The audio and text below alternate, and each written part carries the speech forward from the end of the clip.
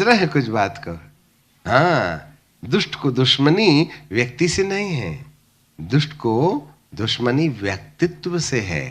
जो यीशु के अंदर पाई जाने वाली जो पर्सनालिटी थी ना, और उसी को कहते हैं मसीहा। Jesus is the person but the Christ is then personality, and personality व्यक्तित्व। मैं अपने आप से कुछ नहीं करता, जो कुछ भी मैं पिता को करते हुए देखता हूं वही मैं करता हूं। मेरा न्याय सच्चा है ना, मैं अपने तरफ से बोलता हूं। मेरी बोलने की जो कैपेसिटी है ना, वो पिता की ओर से आती है। इसलिए जीवता जागता परमेश्वर मुझ में रहता है, इसलिए भागना तो तेरे बाप को भी पड़ेगा।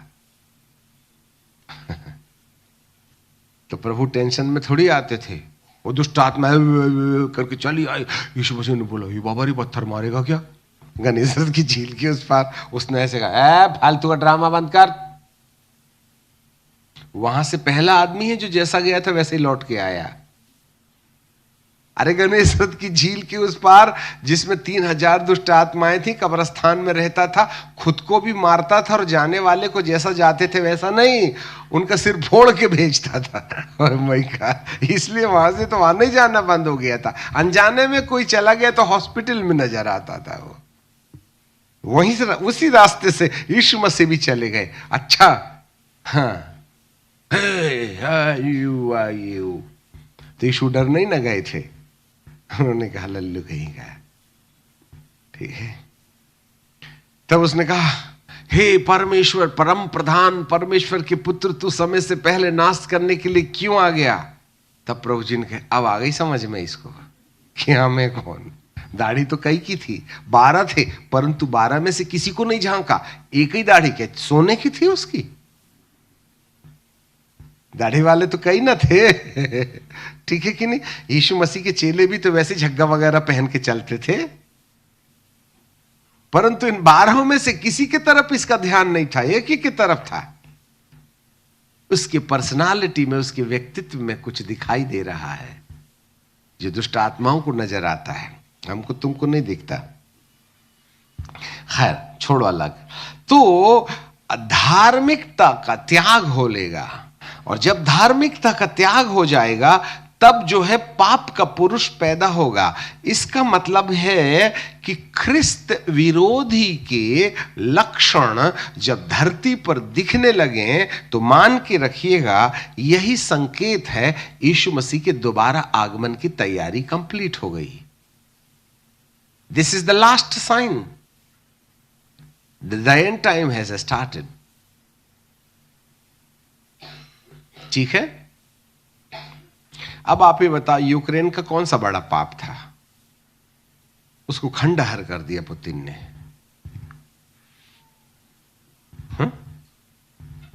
सिर्फ कहानी स्वाभिमान की ना है, कितने मासूम मर गए।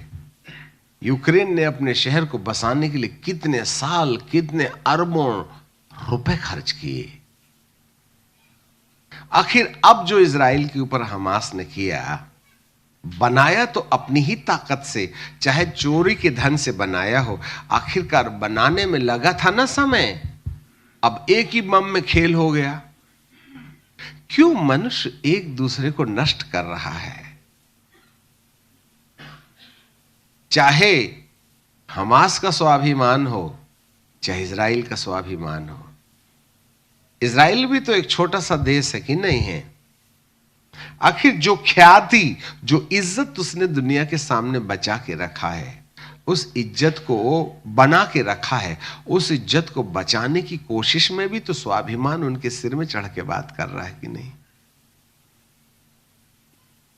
उन्हें भी तो वर्ल्ड में अपना दबाव बनाने की आवश्यकता है। कारण कुछ भी हो, पर आफ्टर ऑल बात तो स्वाभिमान की न है। इस्माइली यदि मर रहे हैं, वो भी तो इब्राहिम के वंशज हैं। उनके अंदर में भी तो परमेश्वर ने इब्राहिम के गुण डाले थे। हाजिरा के रास्ते पैदा हुए तो क्या हुआ? हे मेरा मिस्र, हे मेरा असुर, और हे मेरा इजराइल। यशायाह 19। हे मेरे मिस्र और हे मेरे अशुर, फलस्तीन, पैलेस्टाइन, मुसलमान, और हे मेरे मिस्र, तू मेरा है। अंत के दिनों में इन तीन ही कौमों के द्वारा मैं धरती को आशीष करूंगा। और ये तीन ही लोग, पढ़ लो ना जरा, यशायाह की किताब और उसका 19वां अध्याय, बुक ऑफ आइजिया चैप्टर 19 है। यदि मैं सही हूं तो निकाल के देख लेंगे हम। यशायाह की किताब, ये सब भविष्यवाणियों पर ध्यान होना चाहिए। 19 अध्याय 23 पद में हम पढ़ते हैं, लिखा, सब निकालिए जरा। हाँ,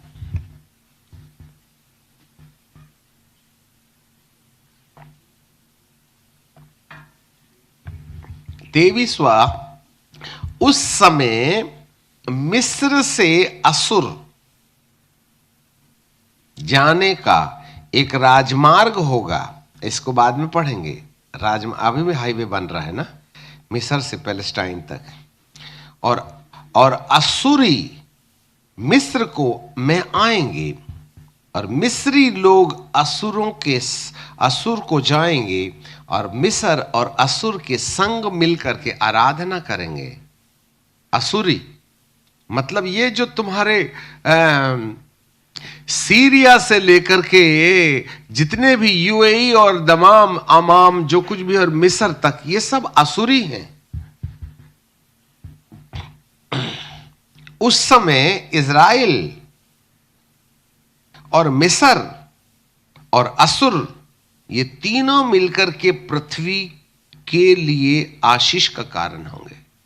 अरे, मिस्र, असुर और इज़राइल संपूर्ण धरती के लिए आशीष का कारण बनेंगे। देखो, आज एक नई भविष्यवाणी का वचन सामने आ रहा है।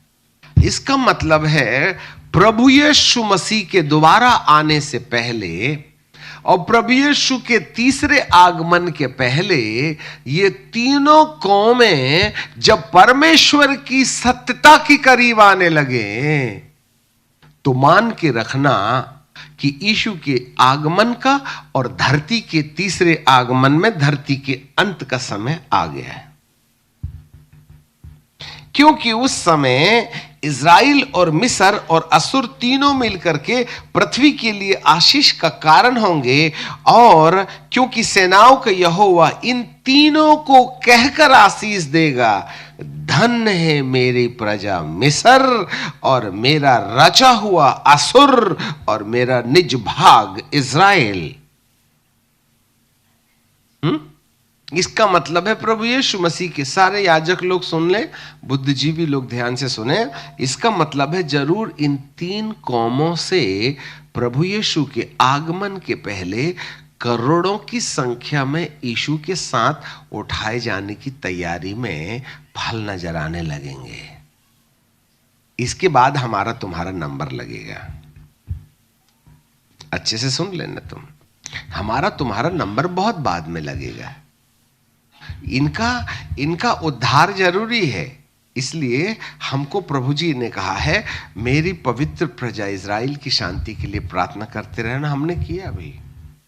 और एक बात याद रखना, जो सच्चे दिल से फॉर्मली, डॉक्ट्रिनली और तरीके से यदि कोई इज़राइल के लिए प्रार्थना करे, तो भले ही उसको कोई ज्यादा कुछ समझ में मत आवे, परंतु जो रियली परमेश्वर की आत्मा की प्रेरणा से इज़राइल को आशीष देने का अभिषेक पाए ना, तो उसकी जिंदगी में अभिषेक की एक नई लहर चल पड़ेगी। Literally you will feel the heavy anointing.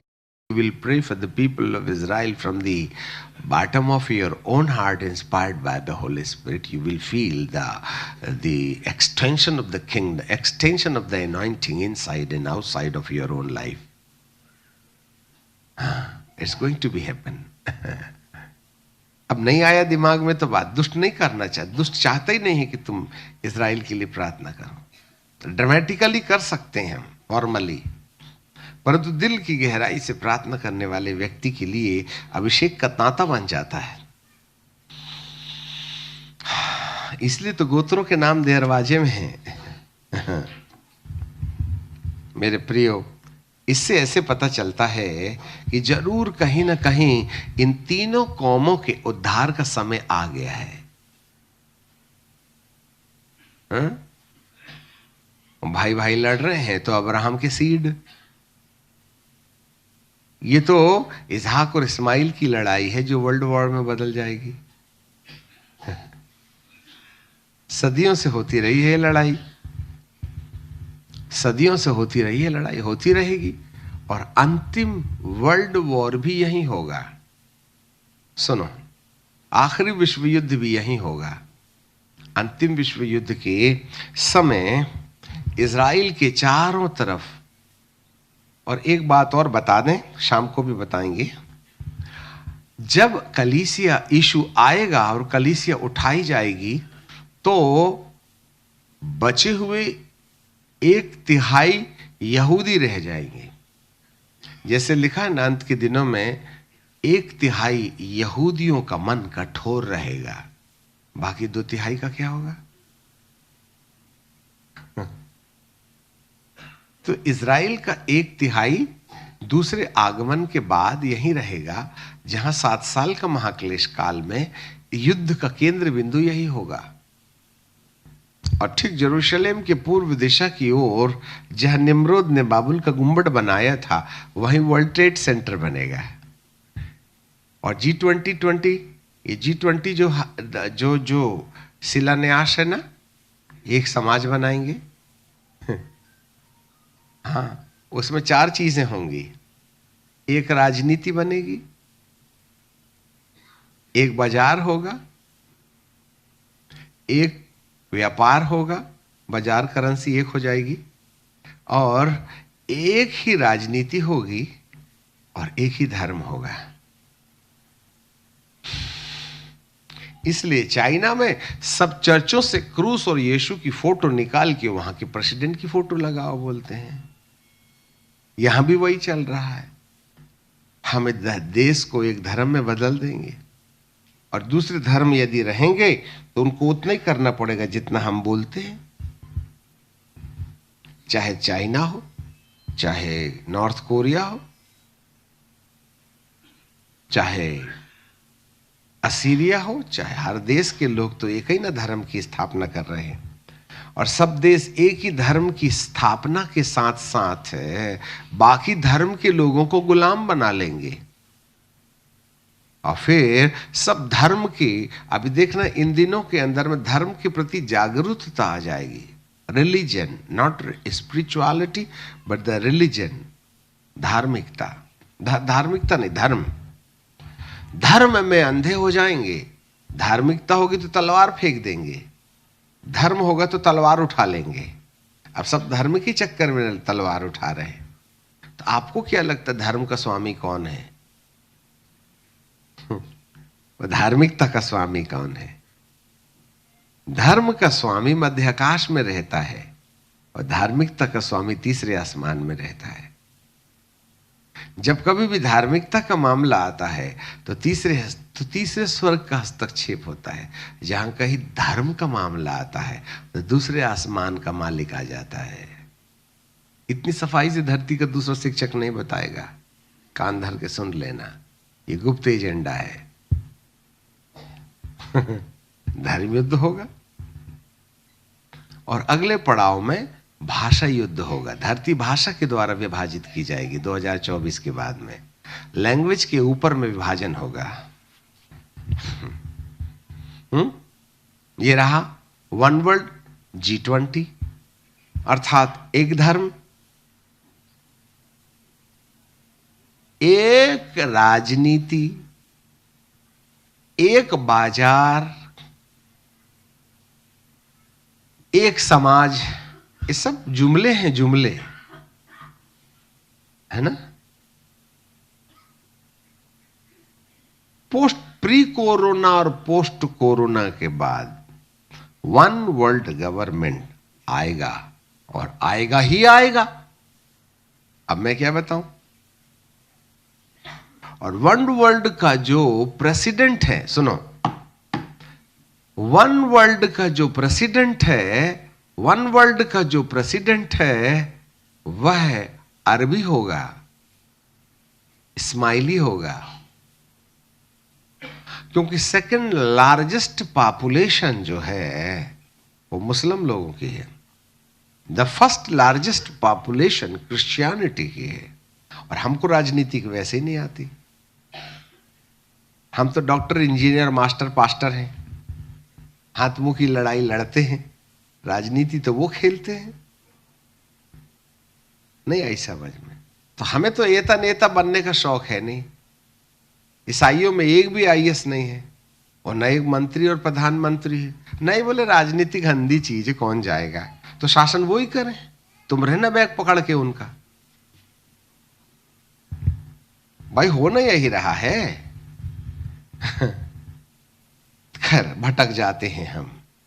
But any how second largest population जो स्माइलियों की है, अगला वन वर्ल्ड गवर्नमेंट का जो प्रेसिडेंट होगा वह स्माइली होगा। हाँ, भविष्य की वाणियां सुन लीजिएगा। एक दिन जब ये घटना घटेंगी तो आज की रात, आज का दिन याद आएगा। हमें भी नहीं मालूम है, पर जो प्रकाश आ रहा है वही बता रहे हैं आपको हम। और वो अपना अपना बंगला कहां बनाएगा? बिल्कुल वहीं बनेगा जहां हिदकेल एंड फरात नदी कुवैत की खाड़ी में मिलती है ना, और जहां जंक्शन है, जहां निम्रोद ने सिनार देश में जो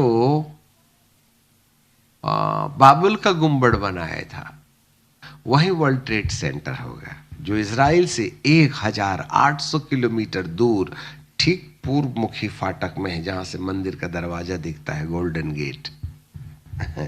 पूरी बाइबल तो ना ये धरती में छपी पड़ी है। अब नहीं समझ में आता तो प्रॉब्लम परमेश्वर का नहीं ना है। वर्ल्ड वॉर कहां होगा ये बाइबल में लिखा है, कौन करेगा ये बाइबल में लिखा है। बस समझने के लिए प्रकाश चाहिए। और तृतीय विश्व युद्ध होगा इजराइलियों और इस्माइलियों के लिए के बीच में।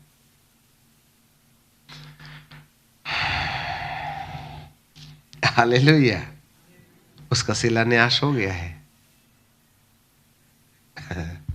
उसका शिलान्यास हो गया है, फाउंडेशन डल गई। अब ये धरती की दुश्मनी मिटेगी थोड़ी ना, अब ये बढ़ती जाएगी। और तुम युद्धों और युद्धों की चर्चा सुनोगे, देखो घबरा ना जाना, इनका होना तय है। फिर भी दुनिया का अंत नहीं होगा, क्योंकि कलीसिया यहां है ना,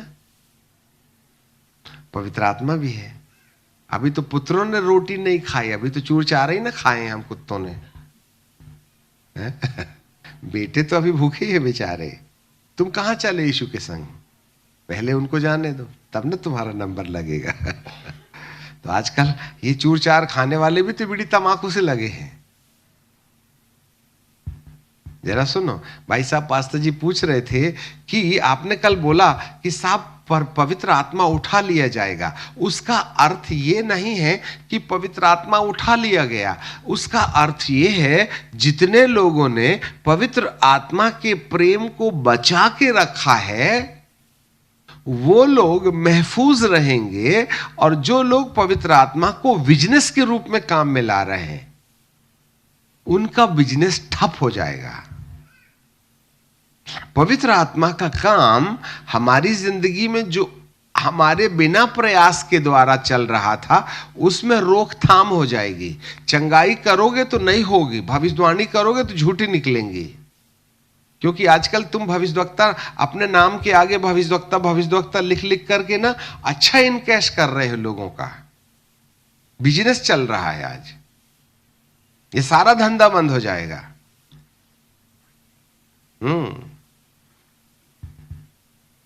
चंगाई तो केवल उससे होगी जो सच में धर्मी है, और जो यीशु का नाम ले लेके चमत्कार कर रहे हैं, और हो भी रहा है। ये उसकी मजबूरी थी। बोलो यीशु प्रभु की जय, तो लोग चंगे हो जाते थे। अब भी बीड़ी पी के आए, जय बोले तो चंगे हो गए। अगर तो देखा, नाम पुकारा, काम हो गया। प्रभु कहते बंद करिए बिजनेस। अब मैं अपने नाम के द्वारा चमत्कार नहीं होने दूंगा। मैं केवल उन्हीं व्यक्तियों से नाम के द्वारा चमत्कार होने दूंगा जिन लोगों ने मेरे ईश्वर के प्रेम को समेट करके और बचा के रखा है। अब उनका बाजार गर्म होगा, जो बेचारे कटोरा लेके खड़े हैं। इसलिए बहुत जल्दी भीड़ भड़क खत्म होने वाला है। जो रियली राइचियस होगा, जो रियली धर्मी होगा, वही सरवाइव करेंगे। याजक लोगों को याजकों की मीटिंग में कभी बुलाएंगे हम, आप आना, तो बहुत मजा आएगा आपको। तो अंत के दिनों में धार्मिकता ही है जो ख्रिस्त विरोधी को रोक के रखेगी। समझ रहे हैं बात को? तो आपको क्या लगता है, ये मिस्र, ये असुर, ये इजरायली कबड्डी कबड्डी कबड्डी कबड्डी कबड्डी कर रहे हैं, इसका मतलब क्या है ना? तैयारी चल रही है भैया इनको पश्चाताप की। ये एक दूसरे को इतना मारेंगे, फिर कहेंगे काहे को मार रहा था तू, तो तूने मेरे लोगों को क्यों ले गया था? अरे गलती हो गई, तू पहले बोल देता तो इतना बर्बादी क्यों होती। अच्छा कोई बात नहीं, अब जब भिखारी बन गए तब माफी मांग रहे हो तुम। जब सब लूट गया और लूट लिए तुमने, तो प्रभु कहेंगे क्या करो, तुम्हारे सिर में तो तीसरे नेत्र खुले थे, तुम कहां सुनने तैयार थे मेरी बर्बादी में। अभी जब हमारे पास में खूब पैसा रहता, ये डॉक्टर के पास इलाज कराएंगे, ये डॉक्टर के पास इलाज कराएंगे, ये डॉक्टर के पास इलाज कराएंगे, जितना बैंक है पूरा खाली कर रहे थे, अमेरिका लंदन सब जगह चले जाते। और अब आखिरी हॉस्पिटल में जब गए, इससे बड़ा हॉस्पिटल धरती में कोई था ही नहीं, तब डॉक्टर कहते हैं साहब समय पूरा हो गया है।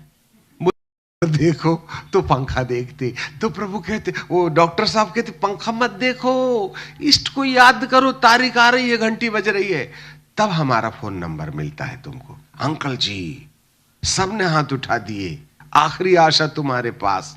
मैं बोला भिखारी, जब पूरा पैसा डॉक्टरों के पीछे लुटा दिया, अब मेरे को चंदे में देने के लिए 100 रुपए नहीं बचा, और आखिरी आशा तुम्हारे तरफ। हमारे पास में ऐसे मरीज आते हैं जिसको डॉक्टर हाथ उठाने बोलता है क्योंकि हम फोकट वाले हैं ना हमें भी मालूम है, और हम भी क्या करें अब समझ में आ गई। जब पैसा रहता है तो बड़े बड़े डॉक्टरों का नाम आता है, और जब पैसा खत्म हो जाता है तो नरक की डायरी से हमारा नंबर निकालते हो तुम। पादरी साहब अब आप ही बचा सकते हो। अच्छा डॉक्टर ने नहीं बचाया क्या? पैसे ही खत्म हो गए तो बचाने की सिलसिला ही खत्म हो गया उनका। तो वहां जब डॉक्टर बोलते हैं घर ले जाओ और सेवा करो, तब घर नहीं ले जाते, हमारे आश्रम लाते हैं, जिससे कि अपने घर में न मरे या हमारे। और कहते हैं अब तो हमको ना डब्बे का भी पैसा नहीं, तुम ही बनवा दो। पूरी जिंदगी चूस चूस करके उसका पैसा ले लेके तुमने 5 मंजिला बिल्डिंग बना लिए, और अब बुढ़े के कब्रिस्तान का इंतजाम हमारे आश्रम से। कभी चंदा नहीं दिए, अब बक्सा हमसे बनवाते हो।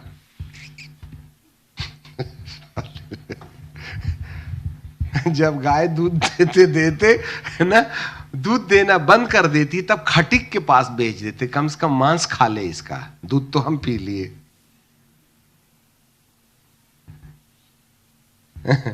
ऐसे बच्चों को कहां मिलेगा, मैं क्या बताऊं जगह।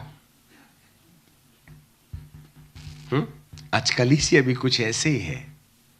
We are misusing the grace of God. खैर शाम को जरूर आइएगा, ठीक है, आगे ले चलेंगे। वस्त्र, वैसे हमने संदेश शुरू नहीं किया, हमको आज प्रभु जी बोले थे कुछ बताने के लिए, वहां पहुंचते पहुंचते 2 घंटे हो गए। और वो ये था कि आज प्रभु ये चाहते थे कि हम हारून को जो वस्त्र परमेश्वर के सन्मुख खड़े होने के लिए जो शोभायमान वस्त्र पहन करके उसे मेरे सामने खड़ा रहना है, वो वाली बात बताने के लिए प्रभु बोले थे, परंतु अभी तक हम वहां पहुंचे ही नहीं। बर आ जरूर रही है बात ट्रैक में वस्त्र की। कौन से वस्त्र? कल भी है ना? अच्छा तो कल जरूर आना। सो पिता परमेश्वर आपके मन की आंखों को खोले, ज्ञान और प्रकाश की आत्मा दे, धरती के ऊपर युद्ध, एक धर्म, एक बाजार और एक राजनीति इस बात का संकेत है कि धरती किसी गैर के हाथ जाने की तारीख में आ गई है। कान धर के सुन लीजिएगा। This is the sign of the end time. ये जो दुष्ट है ना, पाप का पुरुष है, वो कोई ऐसा ओनिडा के समान जिसके सिर में सींग कर रहा है, ऐसा कोई चीज नहीं है, याद रखिएगा। वो बड़ा जेंटल है। वह सब मनुष्य के माथे में इस तरीके का विकार पैदा कर देगा कि हम परमेश्वर की सच्चाई से आप करोड़ों मील दूर चले जाएंगे। That is the antichrist. वो सबको नहीं आएगा समझ में, बुद्धिमानों को समझ में आएगा। ठीक है ना। ये जो युद्ध चल रहा है उसी के लक्षण है ये, हैं? चाहे यूक्रेन वाला हो, चाहे गाजा पट्टी वाला हो, चाहे ईरान इराक वाला हो, ये सारे युद्ध अंत के दिनों के संकेत हैं। क्योंकि इंसान के सिर में केवल स्वाभिमान की कहानी। अब बेचारे अच्छे तो खा पी रहे थे, नहीं ये अपना मजा मौज कर रहे थे, पर्व मना रहे थे रेगिस्तान में, तुम तो चढ़ करके आ करके उनके साथ में दुराचार करे तो पीटो। अब सामने वाले ने पीटने के लिए खुजा लिया, और जब सामने वाला पीट रहा है वो भी तो सिर फिरा है। दोनों सिर फिरे लड़ रहे हैं, एक दूसरे को सींग मार रहे हैं, पर नुकसान तो आत्माओं का ना हो रहा है। How many people are dying without the knowledge of God. चाहे वो इस्माइली हो या इजराइली हो, हैं तो परमेश्वर की न प्रजा। आखिर इब्राहिम का नसीब है, और दुष्ट ने उनके माथे में अपनी पट्टी न बांध दिया है, और उनकी पूरी पट्टी के ऊपर में, उनके माथे के ऊपर में जो वो लगा हुआ है, क्या बोलते हैं उसको, पट्टी, उसमें सब 666 लिखा हुआ है।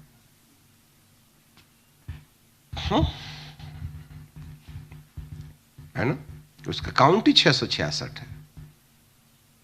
वो जिहादी है, वो अपने आपे में नहीं है, वरन उनके माथे में कोई बैठा है। वो तो परमेश्वर की सिर रखने की जगह है इस्माइलीस लोग। जरूर ईसा, उनको मालूम है ईसा अलैहिस्सलाम अंतिम नबी होगा जो आसमान से आएगा और वही इंसान का न्याय करेगा। उनकी नमाजों में ईसा अलैहिस्सलाम की एक विशेष प्रार्थना होती है, और कुरान कहती है ईसा अलैहिस्सलाम रूह अल्लाह है, अल्लाह की रूह है, और उसे परमेश्वर के पुत्र के रूप में स्वीकार नहीं किया जा सकता है। आखिर पट्टी बांध दिया ना किसी ने। They are the children of God, but they are misused by the demonic influences. वे बुरे नहीं हैं, पर अंधे हैं। वे हमारे परमेश्वर की सृष्टि हैं, उनका उद्धार होना चाहिए।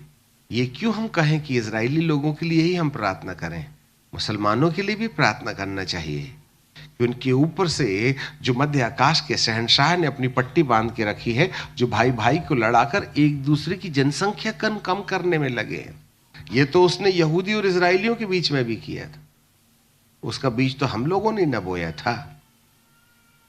दाऊद के पुत्र ने ही, यदि दाऊद का पुत्र यदि दाऊद नहीं, सुलेमान का बेटा मान लेता बुढ़ों की सलाह की, तू पिता ने, सुलेमान ने जो बोझ उनके सिर के ऊपर रखा है उसको थोड़ा कम कर देता, तो कभी 10 गोत्रों और 1 गोत्रों में युद्ध नहीं होता। आखिरकार दाऊद सुलेमान के समय तक, सुलेमान राजा के समय तक 12 गोत्र के लोग एक साथ ही न थे। तब रहूबियाम नाम सुलेमान के बेटे ने, रहूबियाम के पास में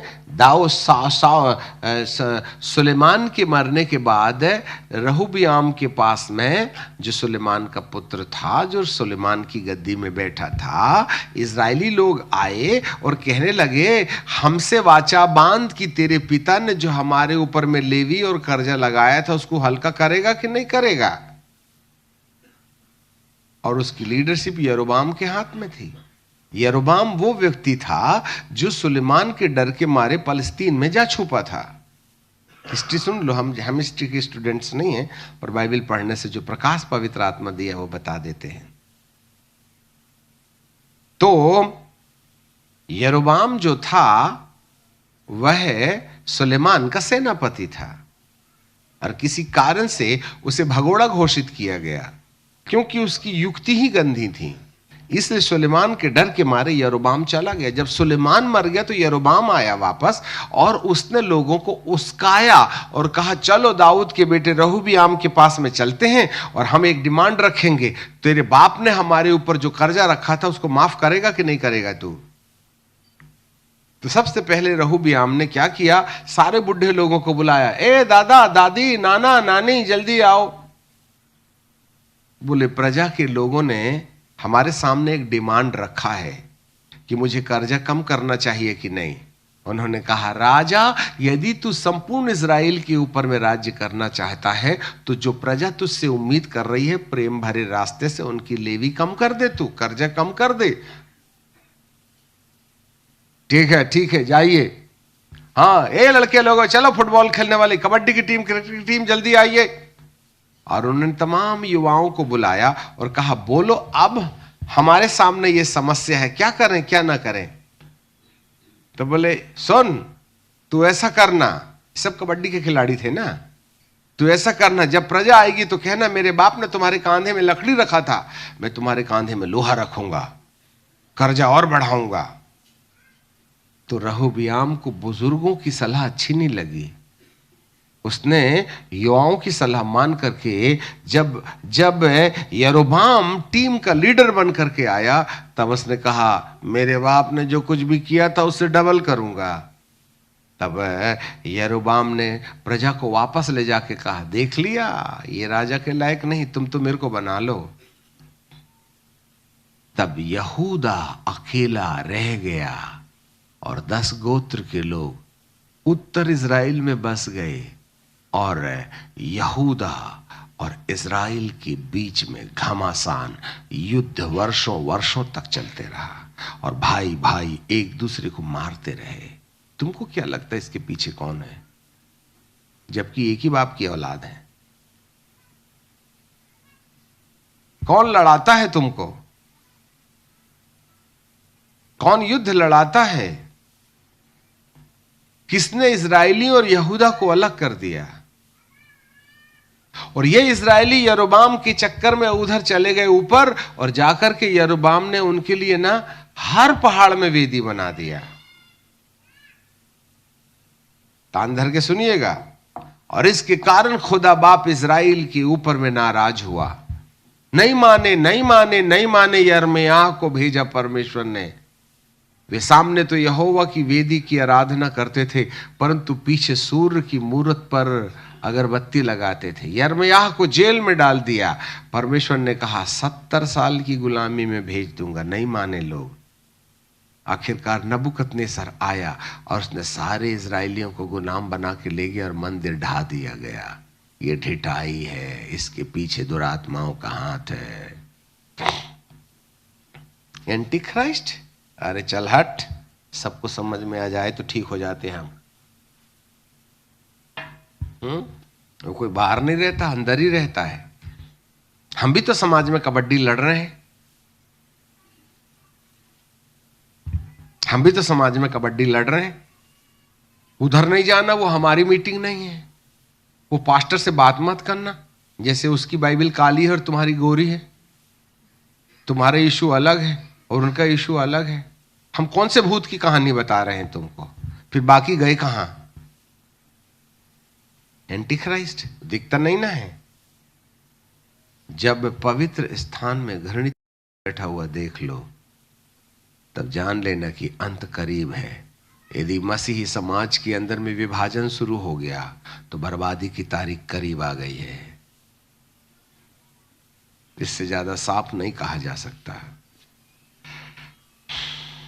हालेलुया, प्रेज द लॉर्ड। घबराइए मत, हमारे पास में एक छतरी है और उसका नाम है ईश्वरीय मोहब्बत के वशीभूत हो जाओ, सारा टेंशन फ्री हो जाएगा इंसान।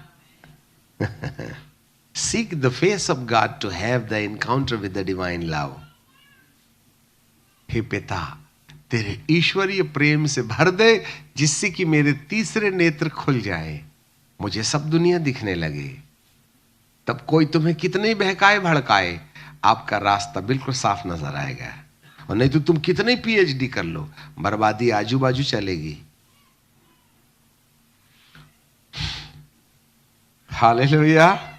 कुछ समझ में आ रहा है? हाँ। ख्रिस्त विरोधी धर्म, धर्म का त्याग, द राइचियसनेस पलायन कर रही है। धार्मिकता का अंत हो रहा है। लोग धार्मिकता की कहानी कल शाम को बताएंगे, ठीक है कि नहीं? सो अब हम रुक जाते हैं। पिता परमेश्वर को धन्यवाद, जितना नसीब में था आपने खा लिया, और आज जाना और दोपहर तक के हाजमोला टिकाना। हाजमोला इन द सेंस उस पर चिंतन करना। शाम के आने से पहले इसको पूरा डाइजेस्ट कर लो, ठीक है कि नहीं? फिर शाम को कहीं ना कहीं आकर के हम वहीं जाएंगे, नए यरूशलेम में। प्रार्थना करेंगे।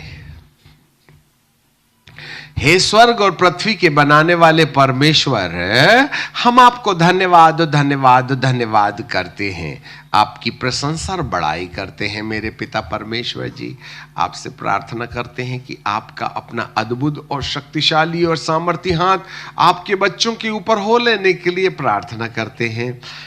मेरे सनातन परमेश्वर, आपने हमारी मन को और हमारी आत्मा को चंगा करने के लिए भविष्यवाणी के वचन को प्रकाश में लाया, और हम जान पाए कि हम कैसे दुर्लभ समय से होके गुजर रहे हैं, और हमारा बीच बचाव कहां और कब और कैसे होगा, इसके लिए भी आप बता रहे हैं। हे पिता परमेश्वर, दुष्ट ने बड़े ज्ञानियों की आंखें अंधा कर दिया है। The king of this world has blinded their eyes. 2 कुरिन्थियंस 4:4 में लिखा है, इस संसार के ईश्वर ने मनुष्य की आंखों को अंधा कर दिया है, जिससे कि मसीह जो परमेश्वर का प्रतिरूप है, उसके तेजोमय सुसमाचार का प्रकाश उन पर ना पड़े। इसलिए प्यारे पिताजी, आज वचन के प्रकाश से आप हमारे मन की आंखों को खोलते हैं, हमें ज्ञान और प्रकाश देते हैं, जिससे कि समय के आधार पर हम अपने जीवन की बेहतर तैयारी कर सकें। सनातन परमेश्वर, आपकी बड़ी महिमा हो जाए। प्यारे पिता, अभी भी यहां इस हॉल में कुछ लोग बीमार पड़े हुए हैं, जो समस्या लेके आए हैं। प्यारे पिताजी, बीते 2 घंटे से हम आपके वचन पर चिंतन कर रहे, पर इस थकावट की हालात में अपना हाथ बढ़ा करके प्यारे पिता परमेश्वर अपनी दया दृष्टि होने दीजिएगा। प्यारे पिता परमेश्वर जी, ओ मेरे अच्छे और सच्चे पिता, हम आपको धन्यवाद और धन्यवाद देते हैं। आपका पवित्र तेजोमय प्रकाश इन प्रियों के जीवन के ऊपर हो लेने के लिए प्रार्थना करते। हालेलुया।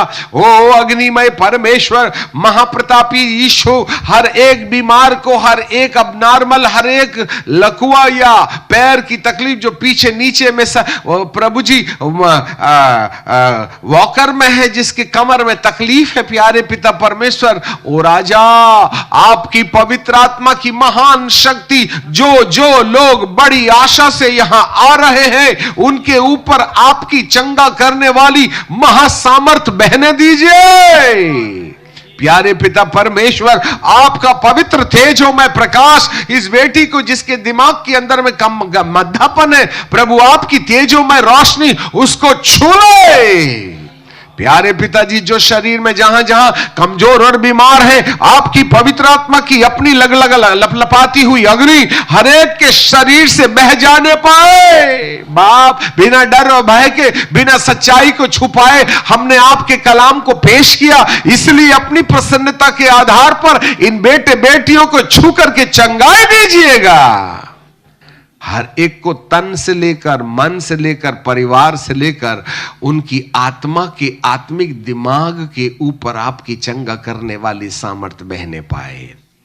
पिताजी, हम आपको धन्यवाद देते हैं, यीशु नासरी के नाम से मांगते हैं, आमीन। जीसस।